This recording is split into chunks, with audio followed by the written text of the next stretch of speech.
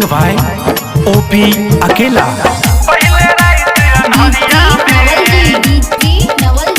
सैया संगे ससुरारिया में गे जान कोना के कटलो, गे जान कोना के कटलो पहले रात अनहरिया में सैया संगे ससुरारिया में ना।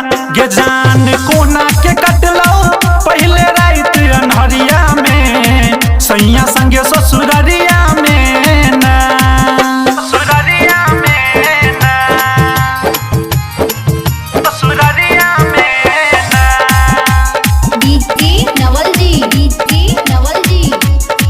पहले रात अनहरिया में हे तो लाइट के बूता के पहले पलंग पर सूता के गे। हे तो लाइट के बूता के पहले पलंग पर सूता के धीरे धीरे दबने, धीरे धीरे दबने हे तो तोरा अनहरिया में भतरा संगे ससुरारिया में ना।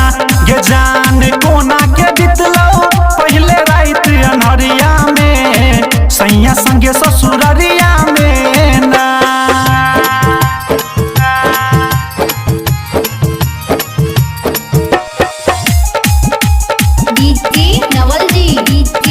सैया संगे ससुरारिया में ना। राइटर पंकज पर हो फकरा छौरा देखबै छौ बर नखरा। राइटर पंकज पर हो फकरा छौरा देखबै छौ बर नखरा।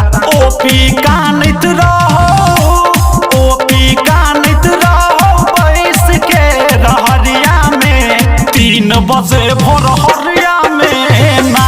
गे जान कोना के कटलो पहले रात अनहरिया में सैया संगे ससुर